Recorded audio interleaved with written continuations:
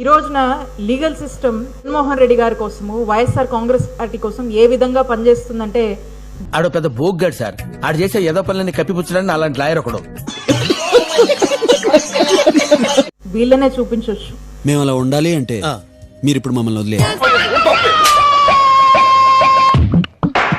ఎందుకంటే ఎందుకు మనోహర్ రెడ్డి గారు కావచ్చు, సుదర్శన్ అన్న కావచ్చు, ఆ ఫోన్ మొత్తం కూడా రింగ్ అవనియరు. నా ఎక్స్పీరియన్స్ చెప్తా ఉన్నాను. ఆ ఫోన్ కాల్ కంప్లీట్ గా కూడా రింగ్ అవ్వదు. అంతలోపు అమ్మ ఏం కావాలి చెప్పు, ఏంటి చెప్పు అని ఆ చక్కటి రెస్పాన్స్ ఇచ్చేటువంటి ఒక చక్కటి టీం ఈ రోజు మరి జగన్మోహన్ రెడ్డి గారు మా కోసం పనిచేస్తుందంటే సరిపోయారు ఇద్దరును. సాగుతుంది మీకు అలా.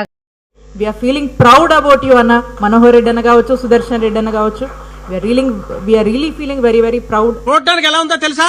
పనికి మాలిన వాళ్ళందరూ చోట చేరి మాకు పని లేదు అని ప్రపంచానికి చాలా కలర్ఫుల్ గా చెప్తున్నట్టుంది.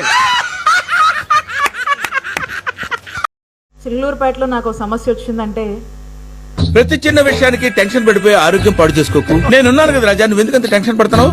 అక్కడి నుంచి గుంటూరు నుంచి నేను ఈ సమస్య గురించి ఇక్కడ మా వాళ్ళతో మాట్లాడుతుండగానే మా వాళ్ళంతా వచ్చి ఇక్కడికి వచ్చి ఈ లీగల్ టీం అంతా వచ్చి సపోర్ట్ గా ఉంటారు. ఇవన్నీ వినడానికి బాగుంటాయి కానీ ప్రాక్టికల్ గా వర్కౌట్ అవ్వవు. చూశాను. I thank you and I can thank you sir. Coming to మన పల్నాడు. ఎదవల్ వేరే ఊరి నుంచి రావాలా? మాకు ఉన్న పల్నాడులో వేధింపులు గాని, అక్రమ కేసులు గాని, అక్రమ అరెస్టులు గాని, అక్రమంగా జైళ్లకు తరలించినటువంటి విధానాలు గాని ఈరోజు రాష్ట్రం మొత్తం కూడా మాట్లాడుకునేటువంటి పరిస్థితి. నేను ఎక్కడా చదవలేదు, ఏ సినిమాలో కూడా చూడలేదు. ఆ పదం ఎలా వచ్చిందంటావు నా నోట్లో నుంచి? నోటి దొరకాకపోతే అప్పుడప్పుడు అనుకుంటా ఉంటాము, ఏమిటో రాయలసీమతో కంపీట్ చేస్తున్నామేమో అనిపిస్తా ఉంటది. ఈ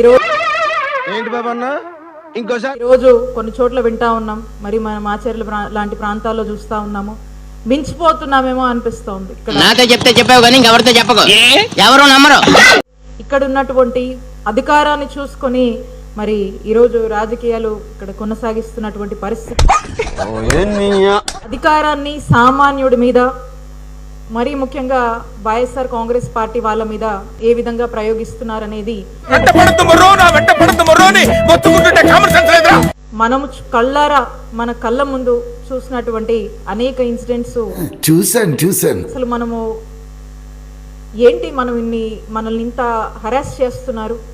కొడుతున్నారమ్మా, నిన్ను కొడుతున్నాడా? రీజన్ లేకుండా కొడుతున్నారమ్మా. మనం ఉండగా మనము వీళ్ళని ఇలా చేయలేకపోయామే. అంత సీను మనం ఎప్పుడు ఇలాంటి ఆలోచనల ధోరణిలో వెళ్ళలేదే. దయ్యాలు వేదాలు వల్లించడం అంటే తెలుసా? ఇదే ఏం ఫీల్ ఉండదు మామయ్య. ఒక్కసారి వైఎస్ఆర్ కాంగ్రెస్ పార్టీ జగనన్న హయాంలో, జగనన్న ప్రభుత్వంలో వైఎస్ఆర్ కాంగ్రెస్ పార్టీలో ఉన్నటువంటి ఏ కార్యకర్త అయినా ఇన్ఫర్మేషన్ ఈజ్ వెల్త్ నిజంగా టీడీపీ వాళ్ళ సంగతి చెప్పాలి అని గనక తలుచుకొని ఒక్క అడుగు ఆ రోజు వేసుంటే ఏమైపోయి ఉండే వాళ్ళు వీళ్ళంతా. కంట్రోల్ అవ్వకపోతే ఏమవుతుంది? మొహం చూస్తుంటే ఎందుకు పాపం అట్లేదు తమ్ముడు, వచ్చిన పీకేది ఏం లేదు కదా అని పదే పదే ఈ ఆలోచన మన కార్యకర్తలు గాని, మనం గాని జనరల్ గా డిస్కషన్స్ వీళ్ళు చేస్తున్నటువంటి అరాచకాలు. కానీ మనం అలా చేయలేదు. చూసారా సార్ డబుల్ యాక్షన్. మన నాయకుడు జగన్మోహన్ రెడ్డి గారు ఇలాంటి భావజాలాలతో, ఇలాంటి భావనలతో, ఇలా కక్ష సాధింపులు. గుడి దగ్గర చెవులో పువ్వులు పెట్టుకుని చాలా మంది ఉంటారు, వాళ్ళకి చెప్పుగా. లేదంటే ఇలాంటి హత్యలను ఎంకరేజ్ చేయడము, ఇలాంటి fake cases, illegal cases, illegal arrest చేయడం, వీటి మీద మన నాయకుడు మనకు దాని మీద దృష్టి పెట్టలేదు.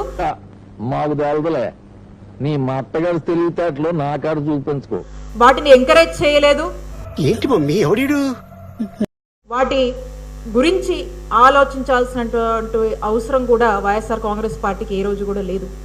వింటానికి విల్లింగ్ గా ఉంటే శ్రీకృష్ణుడు భగవద్గీతలో అర్జునుడికి ఇంత చెప్పాడు.